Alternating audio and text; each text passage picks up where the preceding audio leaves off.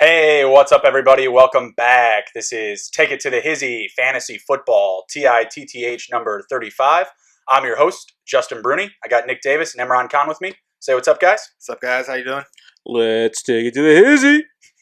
Yep, we're ready for another good show today. We've got a good group of topics on the books. We're going to take off with some recent news here. We got some training camp risers. Going to lead off with the Jeffersons. We got Justin and Van Jefferson, both drumming up some positive talk in their respective training camps for the Vikings and the Los Angeles Rams. Haven't seen too much of Van Jefferson on Hard Knocks, but at the same time, I also haven't been watching, or I didn't watch the last episode. I caught like the first half and kind of bleaked out. Did either of you guys catch it? No. I heard it's really, with the first episode, I did see that one. It is really just segmented. Like, you kind of like get a little invested in the story. So I didn't catch it this week, but, I kind of heard it was a little boring. Yeah, I didn't catch it either, but, I got HBO Max, so I'll watch it at some point. It's not TV yet. It's not TV. It's HBO. It's good stuff. Justin, Van Jefferson, first inclination. You guys, leaning hard one way or the other. I got Justin at 52. Van at one wide receiver 109. So pretty big difference there. What do you guys think? I love Justin Jefferson. He was like the number one receiver at LSU, and kudos to the Minnesota Vikings film crew because they make these guys look really good in training camp, and they really hype them up. So I'm kind of buying into the Justin Jefferson hype train. He is falling into a spot where he's basically going to be the number 2 receiver or fighting for that one position with Thielen. So I think he's in a good position. I think he might be one of those ones that I take a flyer on in the later rounds for sure. What do you think, Emran? I'm thinking like Nick is. With Justin Jefferson, he's got to fill the shoes of Stephon Diggs. Mm-hmm. So they have a hole at receiver. They don't have too much else behind Adam Thielen. They got Irv Smith there, who was a second-round pick last year, and Kyle Rudolph has been in the NFL forever. Yeah. So they have some weapons on offense. So he's not going to have to worry about too much pressure. Van Jefferson, if you look at his body type and his skill set, he looks like basically identical replacement for Brandon Cooks, who they lost to Houston in the offseason. So I think he's going to fill that role. There's a lot more mouths to feed in L.A., in my opinion. You got Robert Woods, Cooper Kupp. Mm-hmm. They paid a lot of money to Tyler Higbee last year. They got Gerald Everett there. Yep. I like both those tight ends. Yeah, so I think he's going to be in a role where, he gets some deep balls. He's going to be a big boomer bust guy, as Van Jefferson is. So 109, I like him. I think Justin Jefferson, if you're in that 10, 11 round range, I feel good about taking him. I think he'll be able to produce more. I think he'll be on a better team. Yeah, I like Justin a lot. The situation he's in with the Vikings is so much better, obviously, than Van Jefferson with the Rams. Van Jefferson, though, he's getting a lot of positive talk. They're making strong comparisons to a Cooper Kupp, who is in the middle of a contract year, right? I'm talking about Cooper Kupp breaking out the red panties this year. Making some big money. Making the Rams break out the checkbook. But at the same time, if this Jefferson, if Van's there, making big differences on the field, making strides, I don't know, maybe they let him walk. But obviously, Justin has a much better situation with Minnesota. Like you mentioned, Diggs leaving, less mouths to feed. We have Alexander Mattison rising up the boards as well. We're going to talk about him in a little bit. So maybe Dalvin Cook doesn't play a game or two. Maybe there is a little bit more production or workload available for Justin in the first couple of weeks. So yeah, I think that I think I could buy into some of that hype, like you're saying, round 10, round 11, late flyer. I don't think anyone's going to pull him up to the early rounds. No. You guys want to hear some Twitter hot takes on Van Jefferson? Do we? Van Jefferson will be and already actually might be better than DK Metcalf. Here first. That's a little intense. That's a little coming on a little strong. Can someone tell Kirk Cousins to use better tweets on his burner? Yeah, right. Jeez.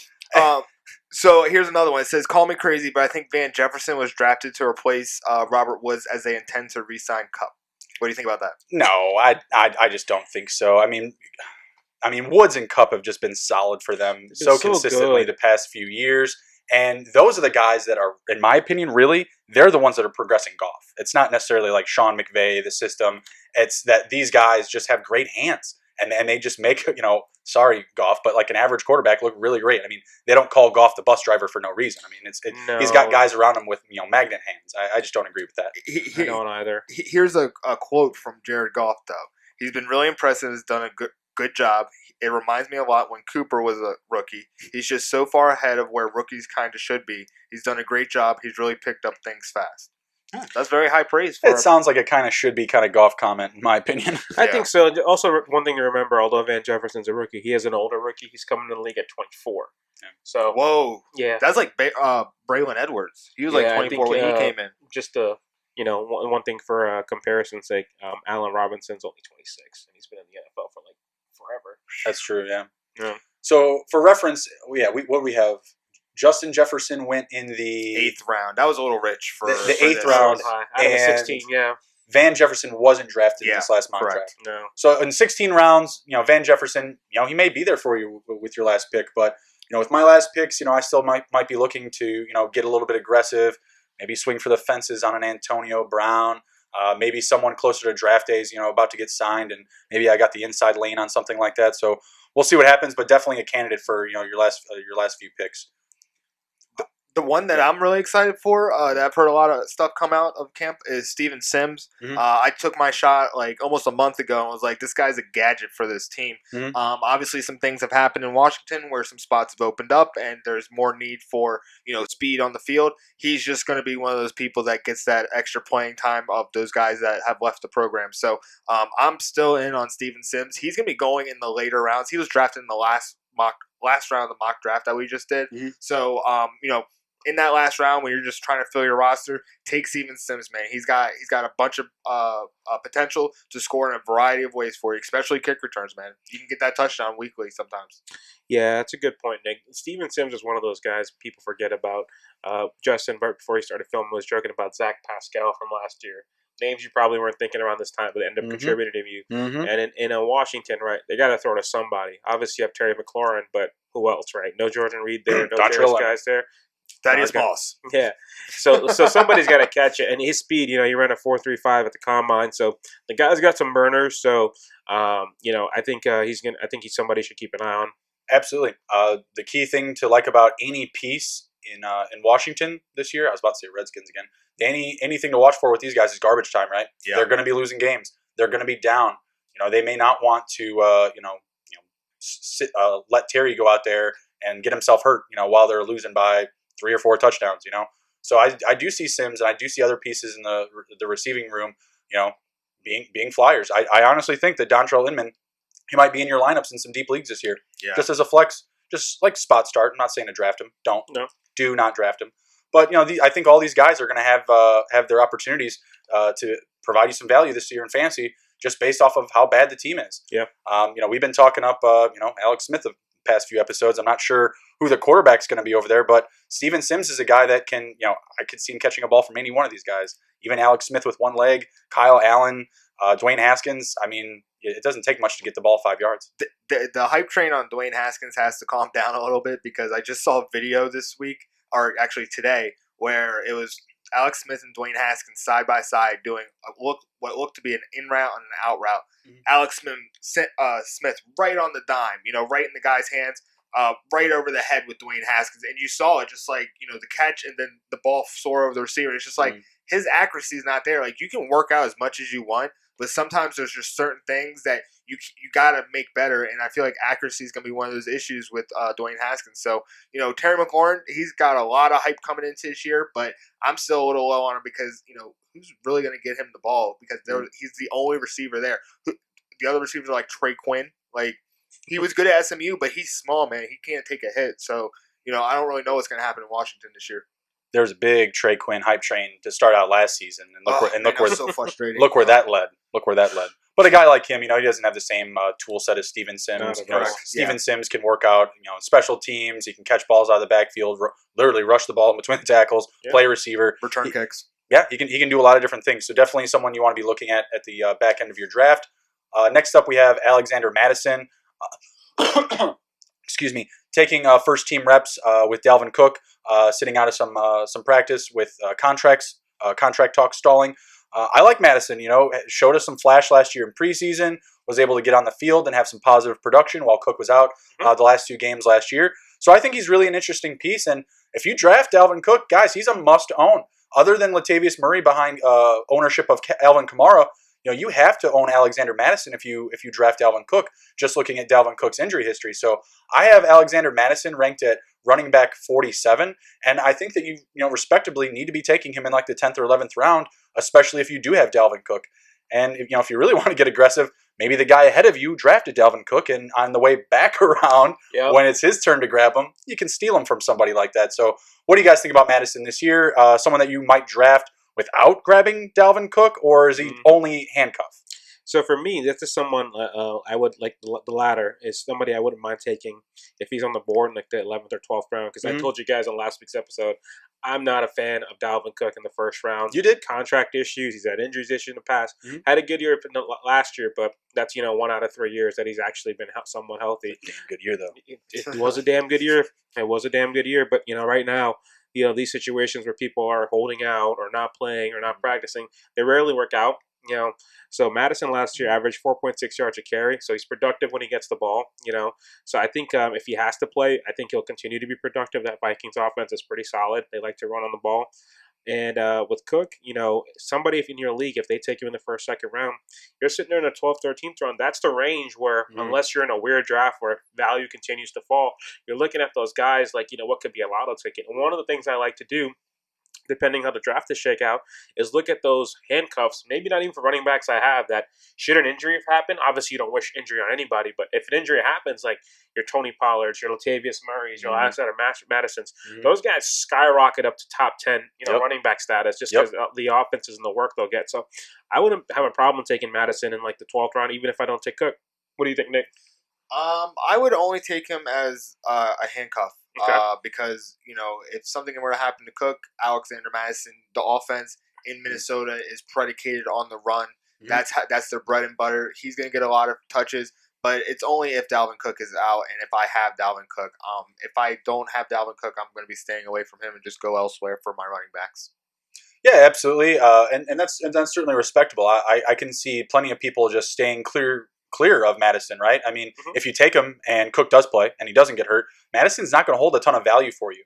If you're in a league where you get 8, 9, 10 players on the bench, I think he's a must own, to be honest. Like in deeper formats where you are provided the luxury of depth and you're grabbing all of that talent before the start of week 1, you're not getting all of these available options after the end of week 1 on free agency. You're limited to essentially what you drafted. In those leagues, yeah, I would definitely draft Madison freely without owning Dalvin Cook. But in like 16 round leagues, 15 round leagues, I'm not going to be drafting him on my team to just kind of sit there and wait for Cook to get hurt or wait for that opportunity. Would have to be a deeper league. Yeah, in deeper leagues, I think he's definitely a must own, standalone without Cook being on your team.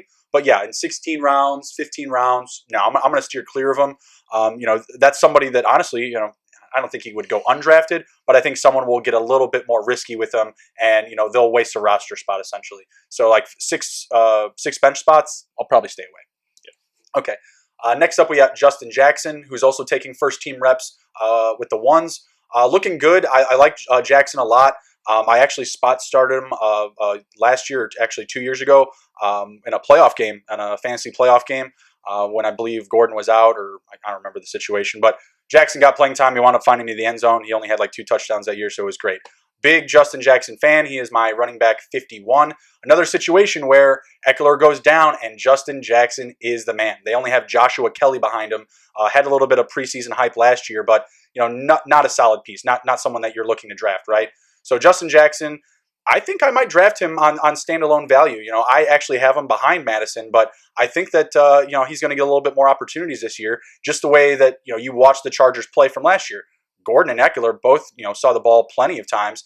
Eckler was able to total 1,500 total yards as running back 2 on that team behind Gordon. So What do you guys think about Jackson this year? Someone that you're drafting? I could definitely look at him as a standalone person because they're saying that he's getting first team reps, and we know that Eckler is a receiver. Why change something that isn't broken. So Mm-hmm. they're just plugging Justin Jackson into that position that Melvin Gordon had last year. Mm-hmm. So I fully expect him to have some value just on himself for sure. So he'd be someone that I would take in a later round as well. I would as well. I think more so than Madison because I think Mm-hmm. this is going to be a run offense, especially with Tyrod Taylor taking over. I think they're going to run the ball more.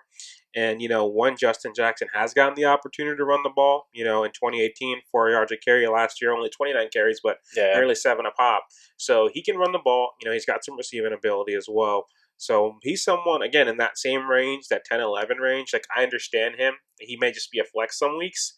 But I think he's gonna be getting enough rushing attempts where he's considerable on your roster, and I think you would spot start him. Yeah, absolutely. I could definitely see him getting some love in the red zone as well. I mean, Eckler is going to be working, the front 70 yards coming up the field, so the guy's going to need a rest at some point.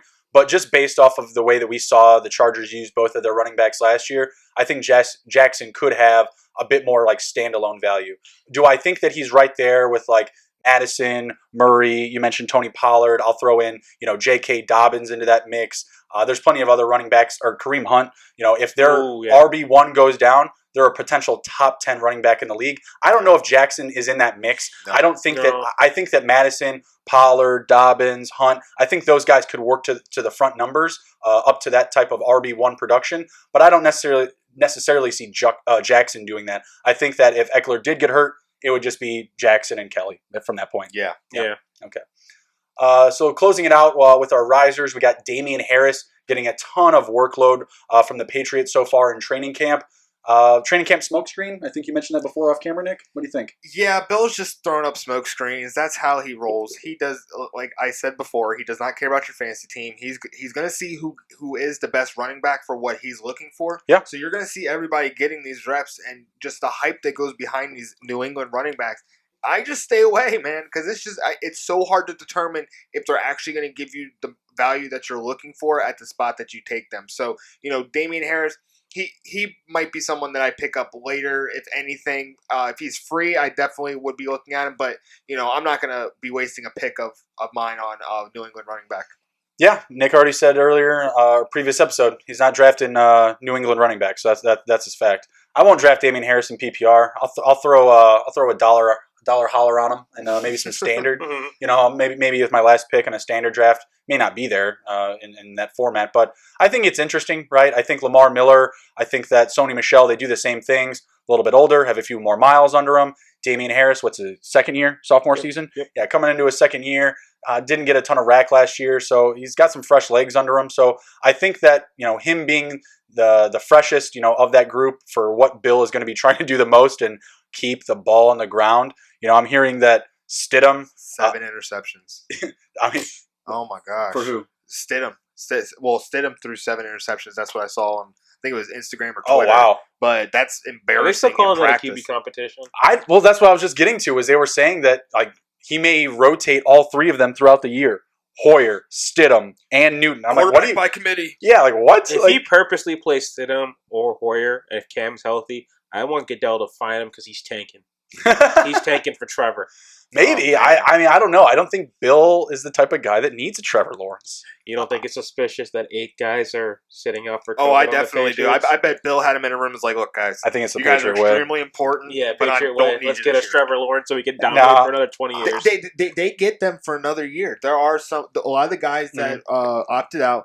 They are free agents coming up or the year after, and with them opting out, they get them one more year. So if Bill does tank this year, this is the perfect year to do it because he's got everybody coming back that he knows are ball players in the Patriot way. So quick prediction, in the next 2 years, I guarantee you, their quarterback is going to be either Trevor Lawrence, because he'll tank this year. Don't say Andrew Luck. Yep. He's going to find a way to get Andrew Luck. Andrew Luck. Luck is only 32. He's going to find a way. Yeah, I've been just hearing it so much. Like, I'm telling you. I mean, I know it's a slow offseason, guys, but I've heard Andrew Luck's name more this offseason than I did last preseason when he left. I mean, yeah. So to get back on track with Damian Harris, I think of us 3, I don't want to even say I'm high on him. I think if you're in your league, he's interesting.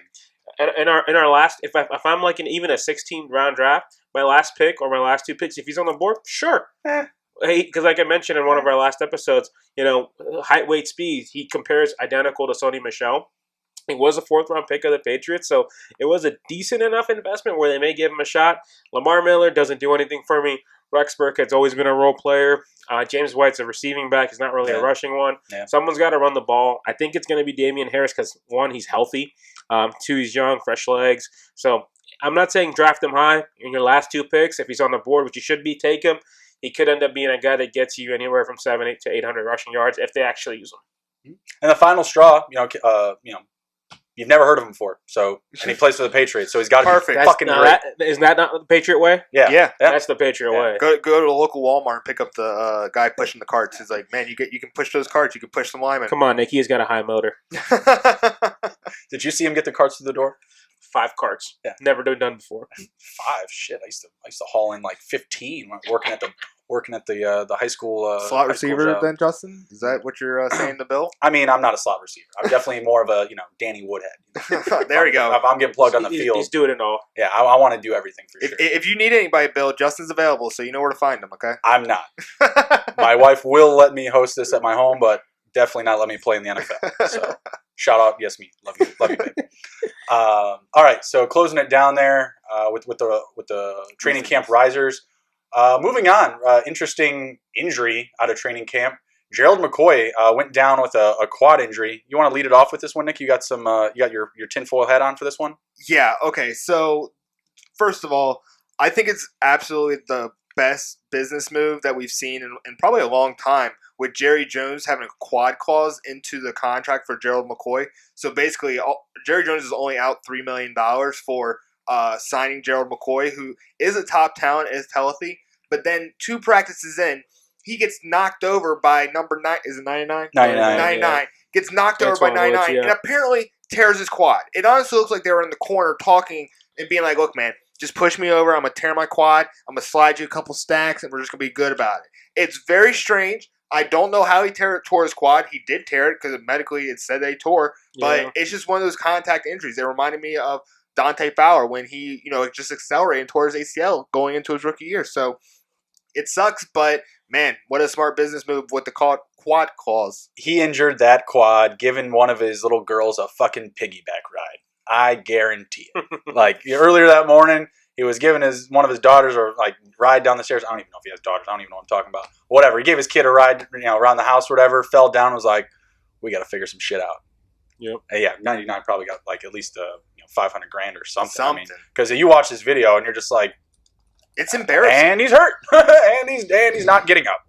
I had not seen the video until about an hour before we shot this episode, and I watched it maybe 10 times because I just couldn't see it. Even when you see those non-contact ACL injuries. Roller skates, right? Yeah, exactly. Yeah, you're like, oh, wow. I can see his knee went in a weird way, but he's falling down. He's not even making an aggressive action or a proactive action. Mm-hmm. He's falling down, and I'm like, I would maybe see maybe a sprained wrist, a broken wrist, landing on that. But his quad, I just couldn't see it. The doctor said it, so I'm not saying there's anything nefarious there, but it was just a little bit. It seems like we're suspecting it's some nefarious activity. I mean, it seems like he just better not magically appear on the team. Yeah. Emron was saying that before the show started. It's like, if he shows up, for us on the Bears, in about 5 weeks, you're like, what? I thought you tore your quad. I mean, what'd you say? 2 practices, $3 million. That's money. Well done, Gerald McCoy. Yeah. I don't know how that was savvy by Jerry Jones, but whoever Gerald McCoy's agent is, that dude needs a bonus. Well, the contract was I believe it was incentive laden. It just there was some guarantees in there, but with the quad being torn because he did have quad injury history, because of that clause, he should be rewarded for that. All he got signed for was the $3 million signing bonus. So instead of giving him I think it was maybe $5-7 million, it only was $3 million. So I think it's somewhat smart, but it sucks it was 2 practices. Well, yeah, I mean, we were just talking up their defensive line not that long ago. Just a few days ago, we were talking up, the signing of Everson Griffin, and we're talking about that line. Oh, Gerald McCoy's there. Look at that. That's nice. Yeah, gone. Yeah, because they cut him too right after, didn't they? Yeah, he's done. He's done with settlement, so he's no longer a Cowboy. Yeah. So, deuces, McCoy. Alden Smith better show up, man. Hopefully that guy gets it together, and that'll be when the guy was healthy, man. He could ball, but yeah. I hope you do well, Alden. I'm cheering for you. You are? Yeah, I am because All I right. mean he's a great defensive end. He does have some trouble, but if he's in the NFL, then he's got a chance. I remember his rookie year, man. I was talking to one of my buddies his rookie year, and they told me how many sacks he had. I was like, this guy might have had the quietest 16 sack season I've ever seen in my life. Yeah. The 49ers were not good when he came in, Mhm. No. so he But I was. think that was the first year that they had the playoff run with Harbaugh. Yeah, Yeah, I think that might have been the very first year with Harbaugh. So I think you're right because he was a top 10 pick. Yeah, I mean, but some of these guys just get in trouble. But a lot of these guys don't get second chances. This guy has gotten a second chance, so hopefully he makes the best of it. And we see some good football be played. You got to be good to get second chances. Like Antonio Brown gets a billion. Oh man, he gets a billion chances because he runs fast and can catch anything you throw at him. That game against Miami last year with the Patriots was just like hilarious. I'm sorry. That was just so funny watching him out there with Tom Brady, just like auto pass, auto completion. Like it was just stupid. Actually, I think he only caught half of his targets. But hey, only 1 week with Tom Brady. I think he still had like 20 fantasy points. Ridiculous shit. Yeah, it was wild. Yeah. All right, coming down into some of our topics for the week. Leading off, we have Travis Kelce, tight end one. You want to take it away with that, Imran? That's your guy. That's my boy. I love Kelce Zeus. So, a lot of people are going to say, like, well, obviously he's tight end one. And in my eyes, he is. And a lot of people are, really infatuated with George Kittle. Mm-hmm. They think he just got paid and he's a fantastic tight end. But I think the gap's pretty distant between those two. A lot of people also, if you guys see the reports today out of Tampa, Bruce Arians, he was saying Gronk was, getting back into football shape. Apparently not Gronk. Looks like he did 5 years ago in his prime. But Kelce, he stood the test of time. He's been one of your best tight ends last 4 years running, averaging 200 catches over the last 2 years. And one of the things I mentioned in my piece is he's not just a tight end; he's an actual weapon. So a lot of people, like I mentioned in our mock draft episode, where if I was drafting 11 or 12, one of my first two picks would be him if he's still on the board because, one, the tight end position isn't very deep. So I'm not saying you take him just because, there's not that many good ones, but it's a position that's weak and you're getting a guy that's going to get you close to 100 catches, 12 to 1,300 yards, and you can still, come back and get a top end running back like, a Chubb or a Miles Sanders and get receivers throughout the draft because there's so many of them, the depth's right there. So he's someone, like I said, I wouldn't be scared to take him at the end of the draft because I don't think he's going to be there for you later on in the second or early in the third. And he's just a matchup nightmare for defenses because he's too big for defensive backs to match up with him. And he's too fast for linebackers to keep up with him. And nothing was more evident than this than if you saw the playoffs, where the Texans, were up 28-0, and looks like the Chiefs are going to get upset and blown out. And the Chiefs, when I was writing this, I had to write it 3 times. The Chiefs went on a 51-3 run, 51-3. 51-3 run, and Kelce had 3 first half touchdowns. He torched the Texans defense. They had nothing they could do with him. So this is an offense that's loaded with weapons, right? So a lot of people would think Tyreek Hill, he's their go-to guy. It's Travis Kelce. He's 6'7". When Mahomes needs a first down, needs a completion, needs a conversion, he's got to make a play. That's who he's going to go to. Because he knows that Kelce's going to always get open, even if they try to double him just because of his size. And he's going to continue to produce. And I don't see why this year is going to be any different. The guy doesn't get hurt. He's played all 16 games the last few years. So, I'm high on him. That's my tight end one. And I think he's just going to be, another big time weapon this year. What do you guys think? I think that round 1 is very high for him because I've seen him fall a little bit. It's not that he's falling because people don't think that his production is not going to be there. It's that other people are getting such high praise. Like everyone's talking about Clyde Edwards-Helaire going like 1-6. Like that's kind of high for me. It's a thing. But that takes a position that you can't have it both ways. that takes a position of the first round that Travis Kelce could have taken. I just think that there's so many other higher risers that you can actually have him fall to you a little bit and stack up on maybe the first and second round. I got him in the third round, and by doing best ball available or best player available, I got him and Ertz back to back just because I had a flex spot available. So I love him, but round 1 is way too high for me. Yeah, I love Kelce. You guys know I'm a little bit higher on Tyreek Hill, of course. I would prefer to take Tyreek Hill in the first round over Travis Kelce. And I think that just comes from the big playability, right? Yeah. Like, I would do the same. Tyreek Hill can blow the top off the defenses. But Kelce, I mean, realistically, he's the guy in the offense that he doesn't get put away. I mean, you get down to the red zone, still a target. Anywhere on the field, he's still, more of the best possession target on the team. I like Sammy Watkins, but he's getting, another year older. He's taking a dip into, or the Chiefs are taking a dip into his pot, taking a little bit of his contract money, spreading that money around. I mean, someone's got to, pay the electric bill with Mahomes, taking the entire Kansas City stack, right? So I like Kelce, but yeah, first round, it's too rich for me. In deep formats, if you feel like you can, you've been doing your mocks, you threw away the magazines a year ago, you're watching take it to the Hizzy, smash the like button, you're getting all this value from us or other fantasy pundits, and you feel like you can draft behind that and you can stand on that pick, then by all means go ahead. I've seen it done and I've seen people succeed with it, but typically it's not a 16 round format. It's deeper leagues, 14 team, where you can take that risk because the depth is just going to be there for you. You can clean up. Running backs, Tyreek Hill, some other receivers, DeAndre Hopkins, Julio Jones. I still like these names a little bit more than Kelce. Yep. So I guess I'll ask you like this. And this mock I got pulled up here. Yeah. This person got Kelce in the second round, and they got Ezekiel Elliott in the first. And then came back. That. Yeah, that's a great start. God damn, that is a good first three. Kelce, Zeke, and Galladay. Oof. Yeah, that's. I like that too. I mean, some of the receivers that went behind him are arguable with Galladay, but still. But only 1, 2, 3, 4 picks later, Kittle went.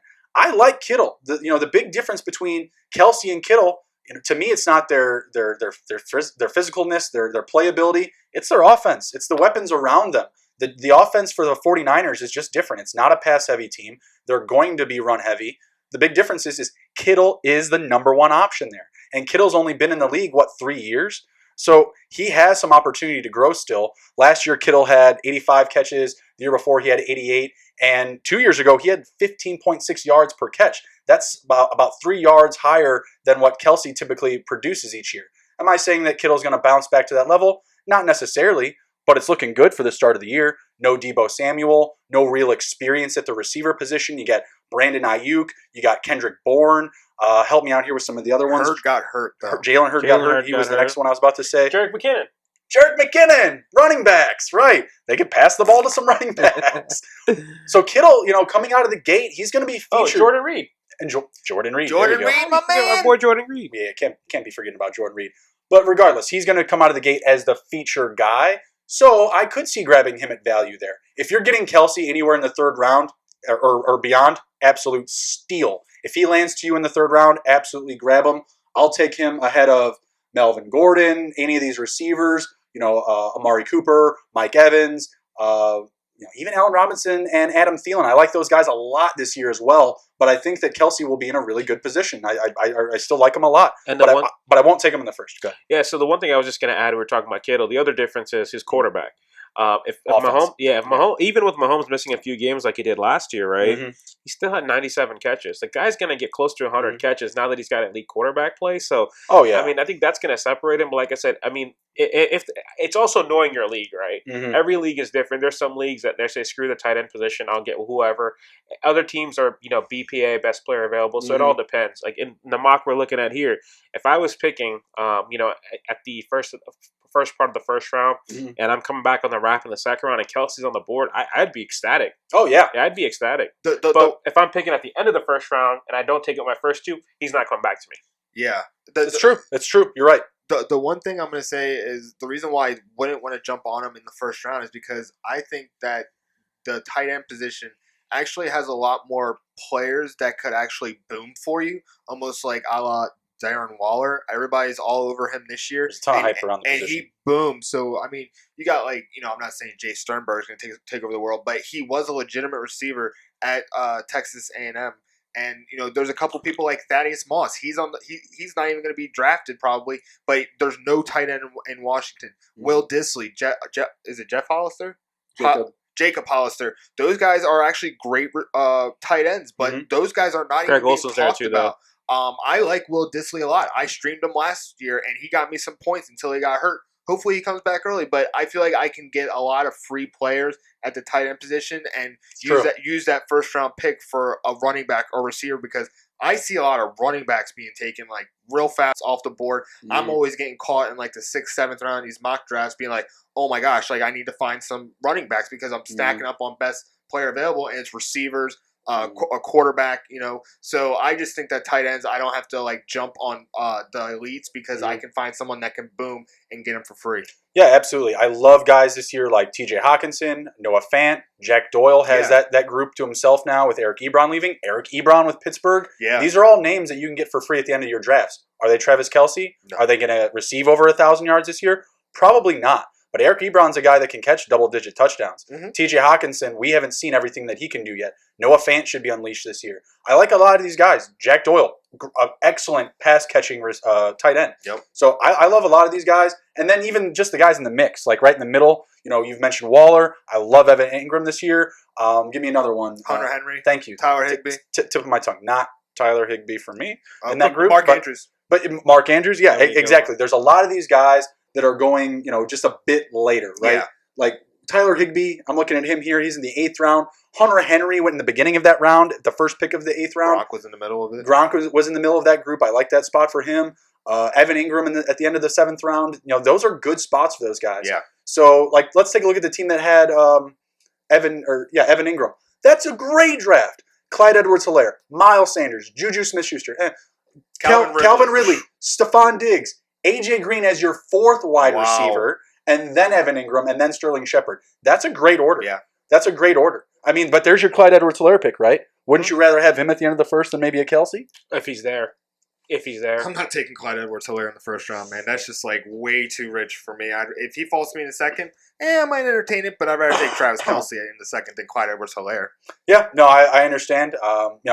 Tight end, it's a volatile position. You may just want to go out and get that diamond, or find the one in the rough at the back end of the draft. So I think Travis Kelce's in line for a good amount of work this year. So just got to stay on the field with just the rest of these guys. If Kelce's healthy for 16 games, if Hill's healthy for 16 games, they're going to be putting up wide receiver 1, tight end 1 numbers. Yep. Oh, yeah. Absolutely.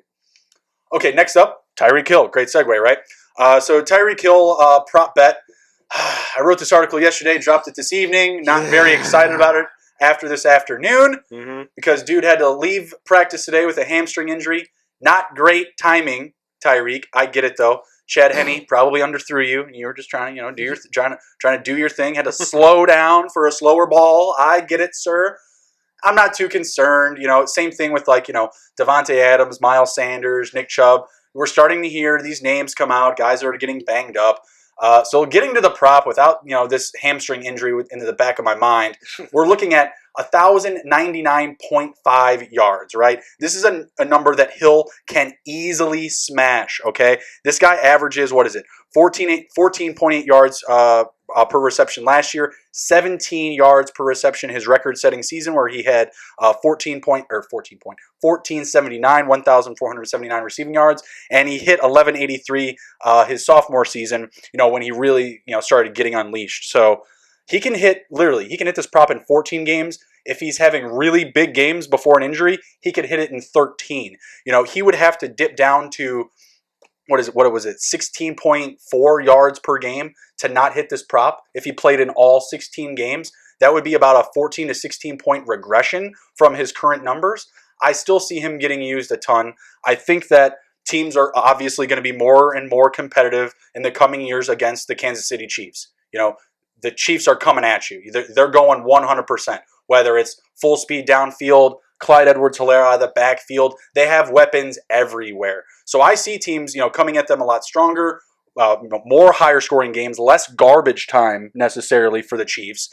We see that Bashaud Breeland's going to be out the first 4 games. I'm not saying that he's like an excellent defensive back, but he's a starter. He's one of their starters. So I do believe that their defense is going to be not necessarily in trouble, but taking a few more hits to start the year. They're going to need Hill to not be, necessarily set aside. And I think that's probably his only downside. When they're up big, it's kind of like the same thing with Clyde Edwards-Helaire, right? I was talking up Darrell Williams, Darwin Thompson. Those guys will get touches when they're leading by a lot because they don't need Clyde Edwards out there with the opportunity to get hurt, especially when they're lacking the depth of Damian Williams. So are you guys anywhere near the under for this prop? 1099.5? No, this is way easy for him to hit. This is on FanDuel, by the way, too, so it's very accessible, and you just need to hammer this.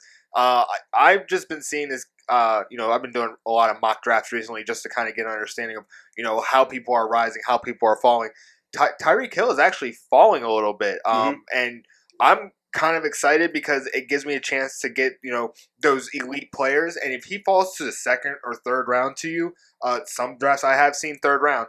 Wow. If you get him second or third round, your team is going to be stacked because people are just kind of discounting him a little bit, and especially with the injury coming, with this happening. The hammy is his leg, and speed is his thing. So, hopefully this is just kind of like a tweak, and it's just kind of he gets back to normal as quick as he can. But I'm still hitting the over on this because this is like way too easy. Like think about it, 1,000 yards, like or 1,100 yards. 1,100. That's not that much considering how much he's being used in a lot of different ways. So. He was on pace to hit it last year. He hit it the 2 previous years. And if he had played, what was it? He'd only started 1 game his rookie season. He was getting used just as a gadget, getting plugged and played. Still had over 10 touchdowns. Yeah. 10 total. Yeah, 10 total. I was going to say. I was like, he only had like 6 receiving. Yeah, like, 3 rushing and I think like 2 return.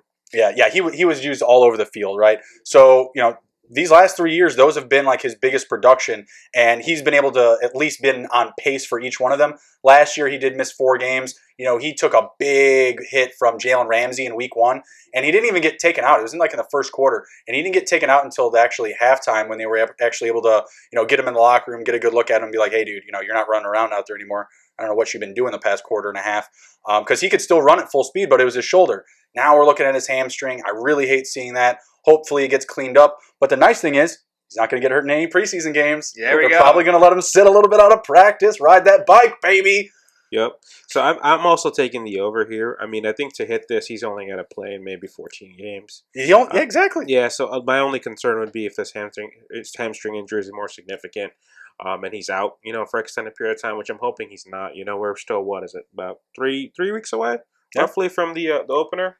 So that should be enough time. There's no preseason game. There's nothing for him to worry about. And they're playing on the first game against Houston. Yeah, they're playing the first game against Houston, so they actually have a shorter turnaround time. But with this Kingsley offense we were just talking about with Kelce, it's loaded. I mean, teams, you can't even, double Tyreek because of his speed, because McCoy Hardman is almost just as fast on the other side. You got Kelce in the middle, Hilaire. I think it's just...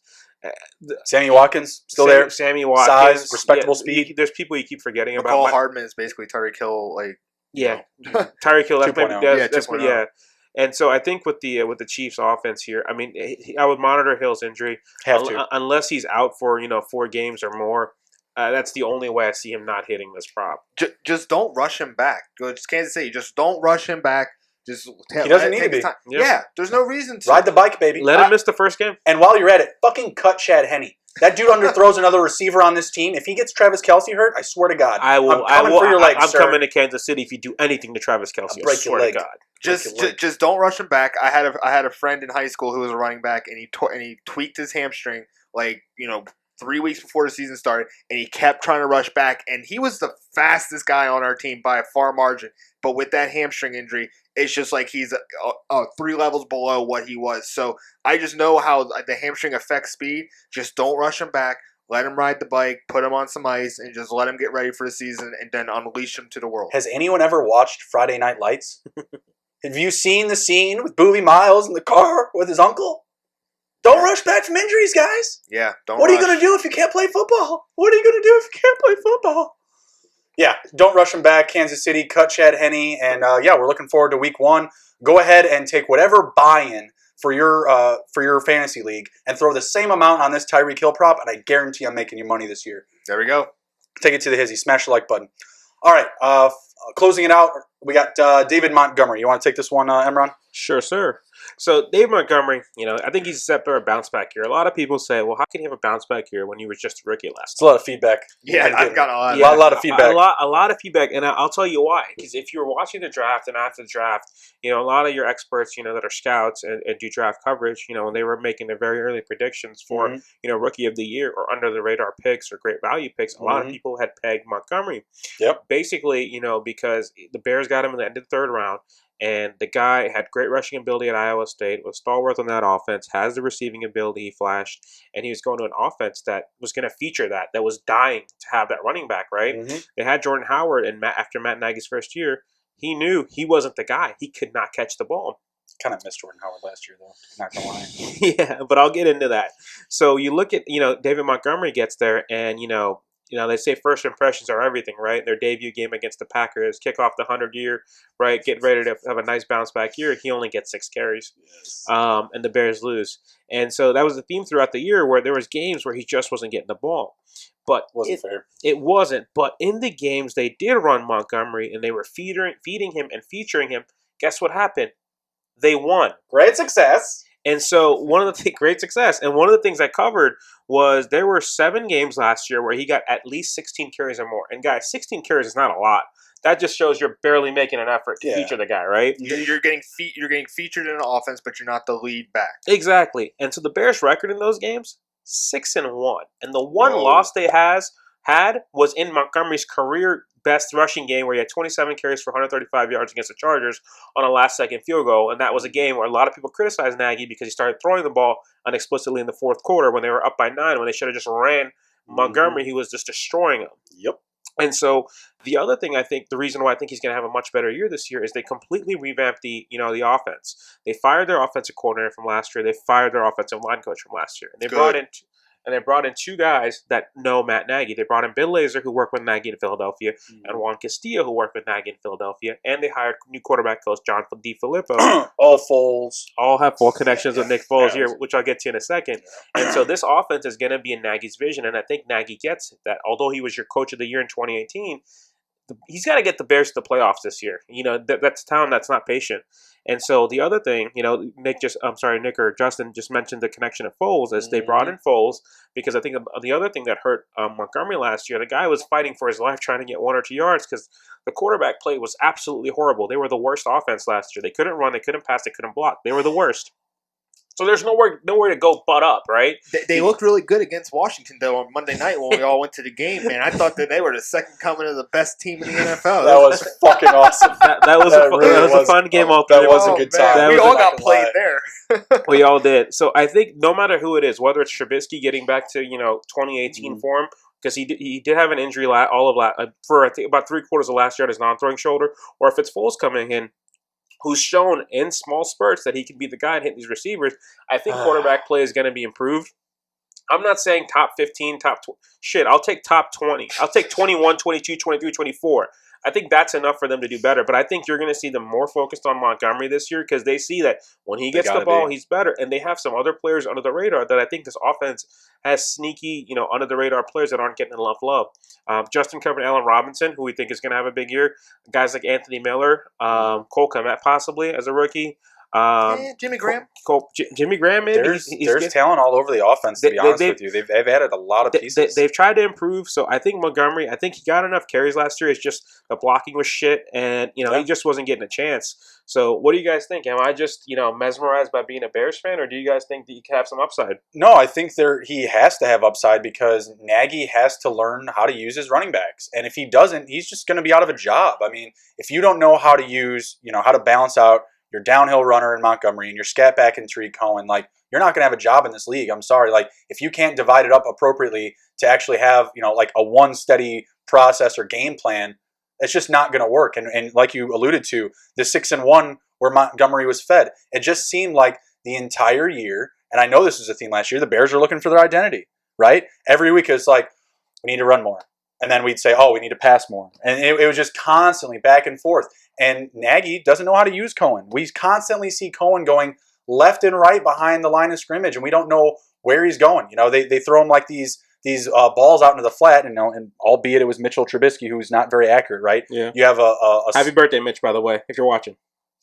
Should we sing him happy? No, let's not sing him happy birthday. Anyways, I see David Montgomery, yes, having more of a solidified workload this year. I think there's going to be less games where he's put away and they're not leaned on.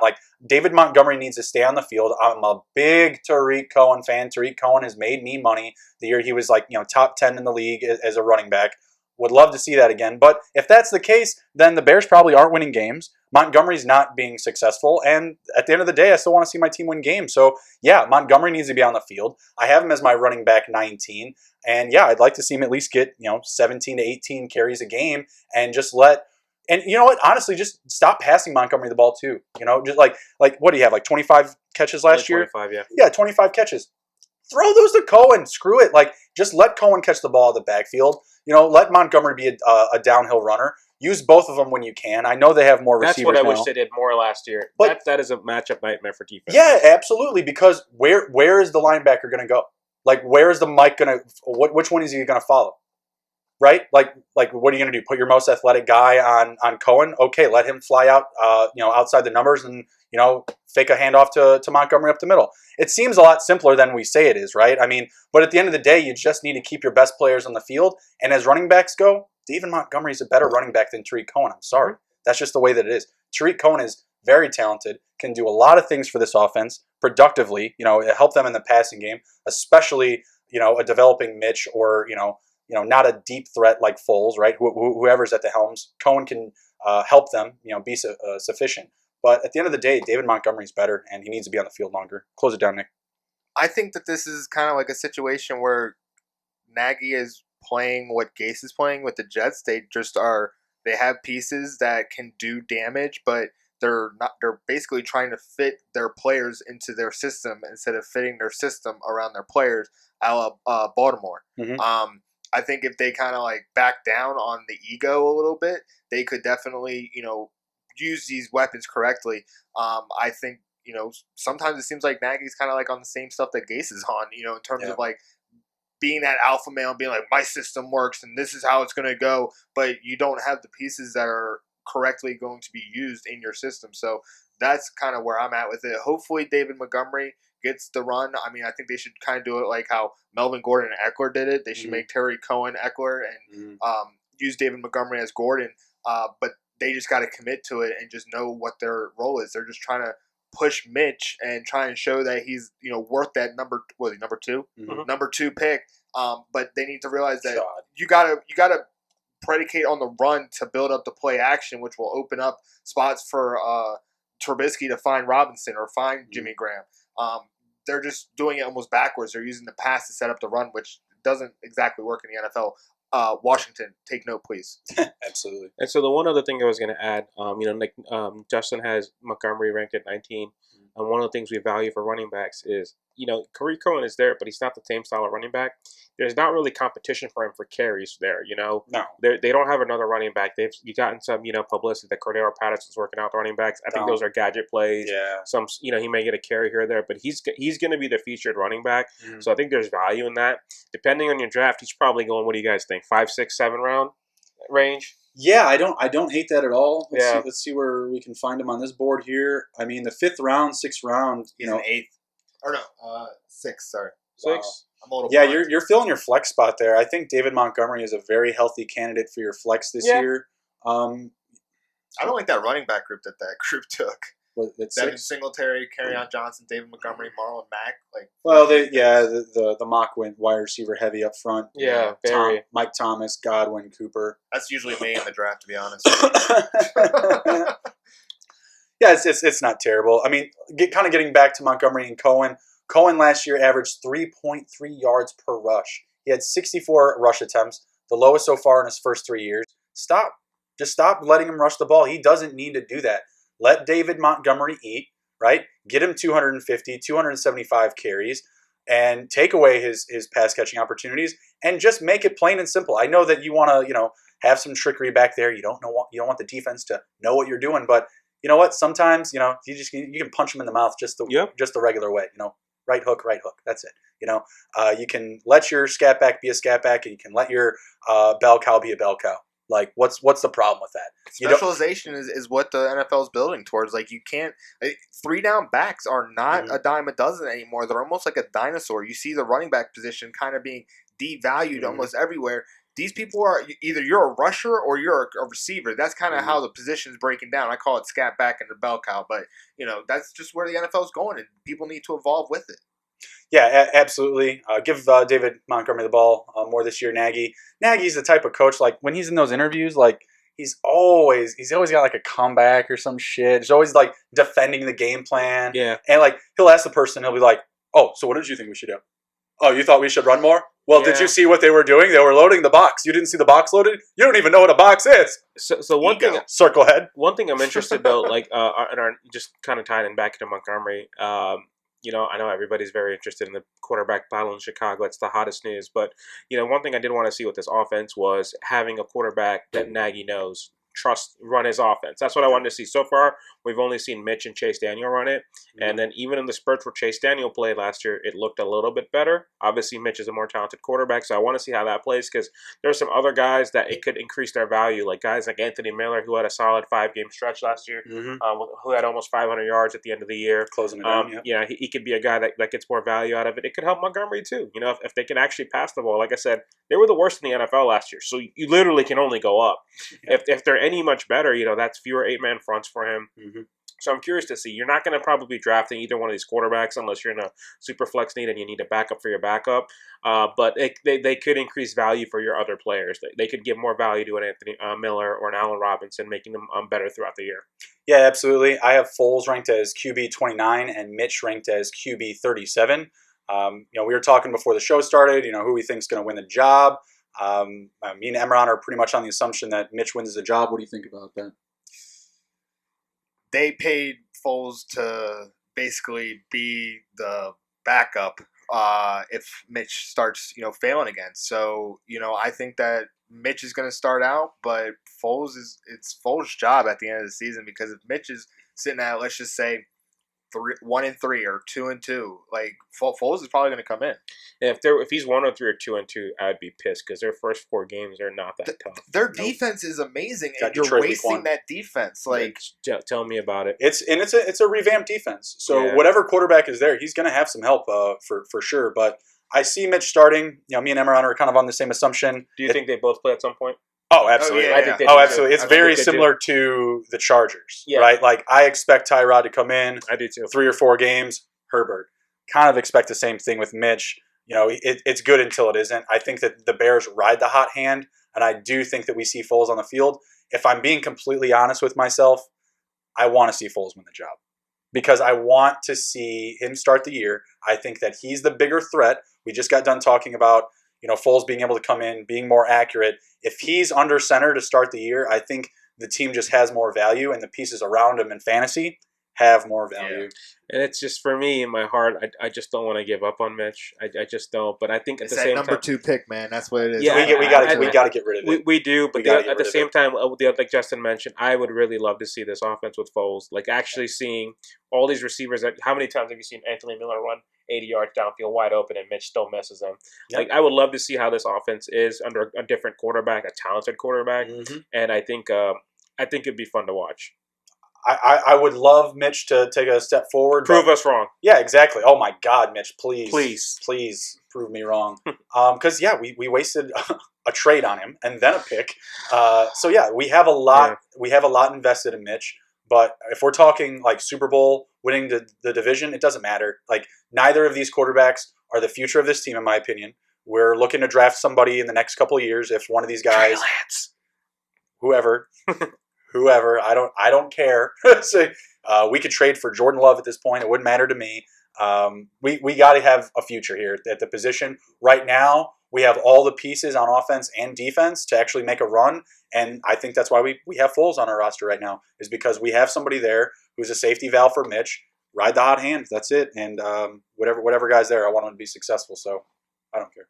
Yeah, I got nothing to close that out. So, all right, cool. This was TITTH number 35. Hope you guys enjoyed. Smash the like button. Share the video. We will see you next time. Any closings, guys? Nope, I'm good. See you guys. Thank you for watching again. Thanks for watching, guys. Take to the Hizzy. All right, take care, guys. Be well. We'll see you.